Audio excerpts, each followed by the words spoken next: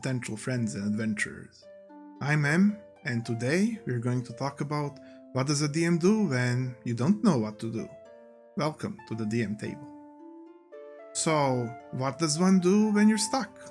It happens, I hear, and people ask for advice. They want to know what do they do? Do they just improvise, and how would they do it?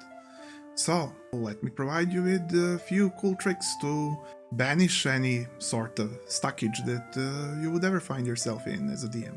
Firstly, it's that situation where you don't know the outcome. You don't know what's next, even though players have done something. Maybe they're going into the next room of a dungeon, and you don't know which the next room would be because you haven't prepared that far ahead. Maybe you don't know an answer to a question.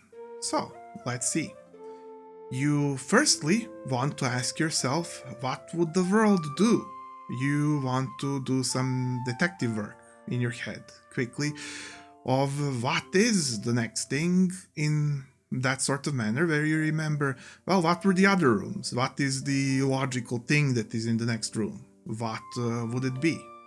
Even if you don't have the whole dungeon. I do lots of dungeons by just drawing on paper as the party explores.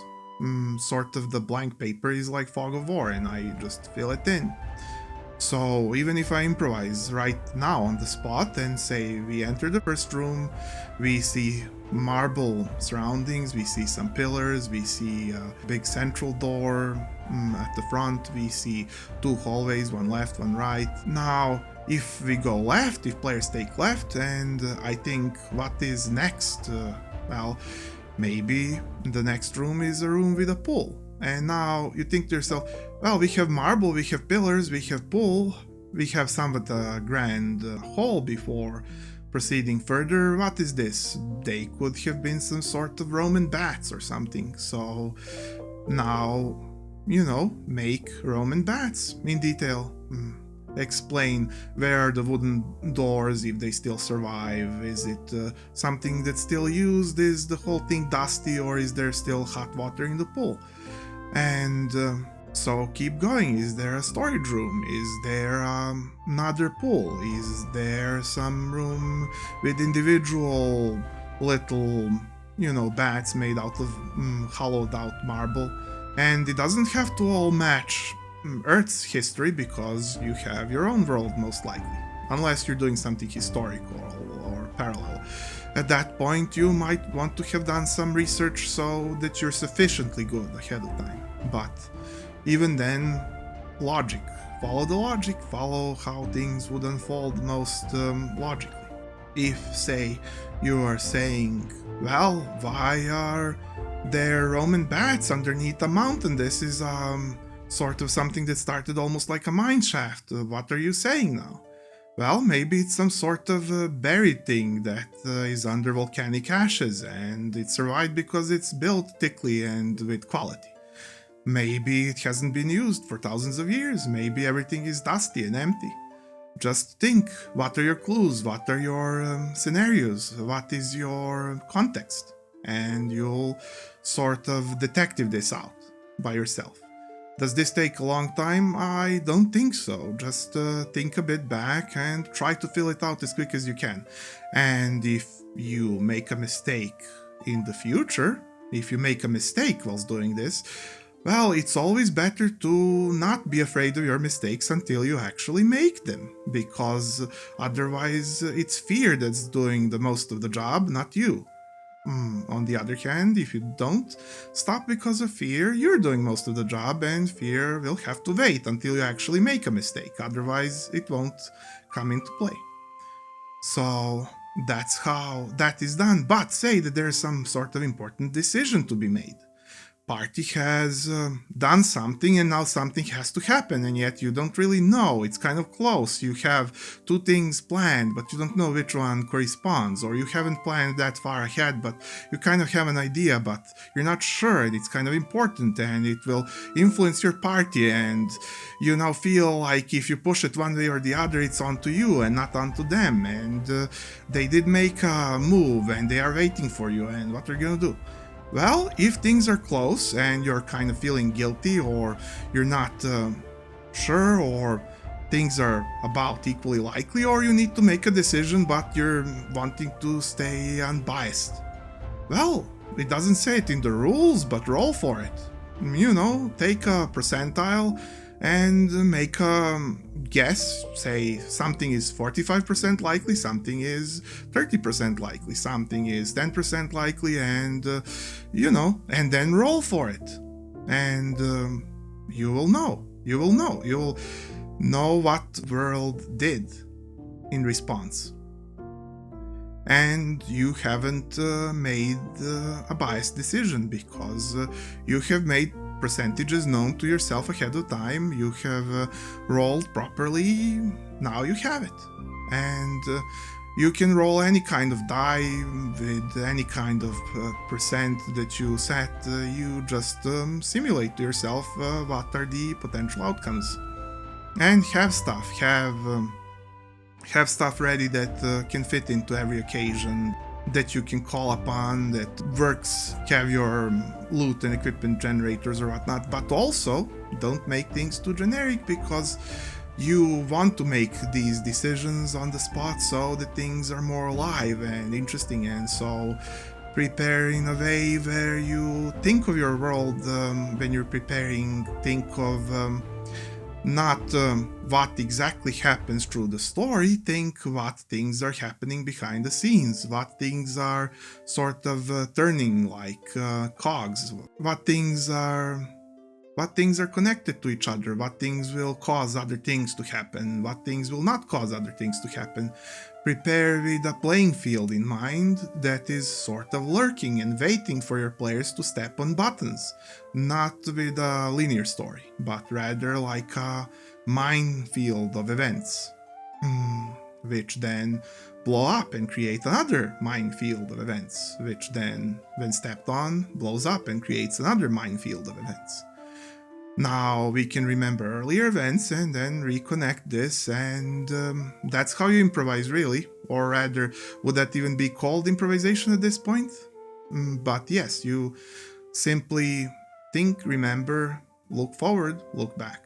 Think, remember, look forward, look back. Leave in plenty of mystery, plenty of maybes. And remember, you haven't actually done anything wrong as long as it can relink without player knowledge into something right. So as long as you can fix your plot holes, they are not plot holes. Try to not get caught not knowing things. You can look mysterious, you can look like you know everything, but you don't have to know even 3 steps ahead, as long as you can connect them to further 3 steps ahead once they have stepped on them. And there's that famous listening to your players. Listen to their theories, listen to their ability to deduce what should be happening. And if they are not talking, well, then there's prompting your players properly. Especially this happens if your players are perhaps not doing anything. Maybe you're even prepared enough, but players are not doing anything at the moment.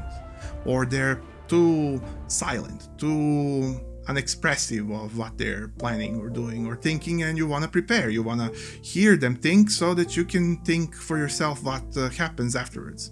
So what I always do for prompting when players are standing around, I say questions, thoughts, actions, so that if they have questions, they ask them, and I can spin the web further. If they have thoughts, I can hear them and spin the web further. And if they have actions, at least let things happen, and then it's on to them to give me a, stick of movement, something that will leverage the thing further. But yes, especially if I'm really interested and I really need to know, I can ask, what are your thoughts behind this? What is your motivation? What are you trying to accomplish? Not all at the same time, by the way. These are supposed to be quick prompts, so I may ask, okay, but why? What are you trying to do?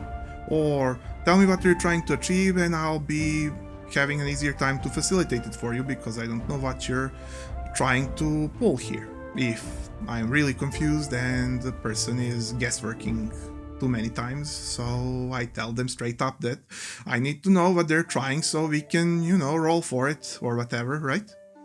So if that all happens, you can prompt. And as I said, it's simple to just ask for thoughts or feelings or actions or questions, and then you can hear what is happening behind the player facade that is in front of you. And the thing is, if even then you need a moment, well, fine, you need a moment. Even the players sometimes need a moment and will ask you, wait, let me think. So what you can do, and I guess look fancier, you can say, give me a moment to calculate this out. And, that's how you get the moment. Why not?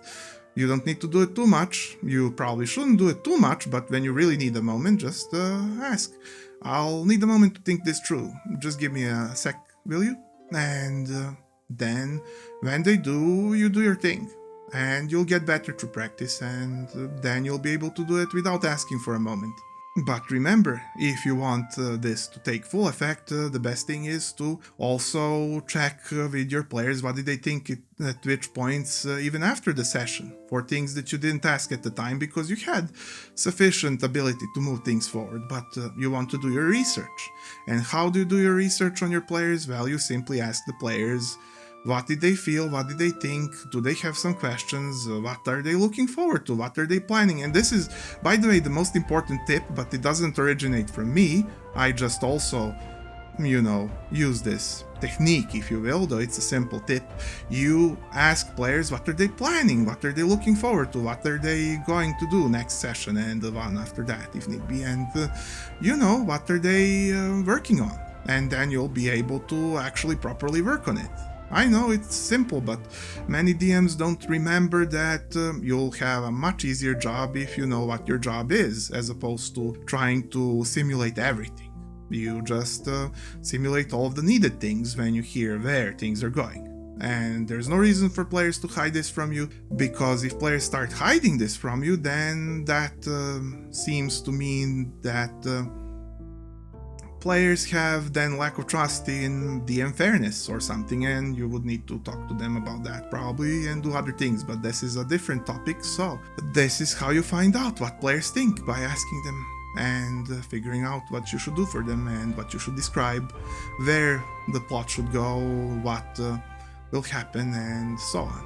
And the other half is, well, figuring out the world. So adventurer, if you thought this was unique, maybe you can give me a click, and I could see you here next week as well.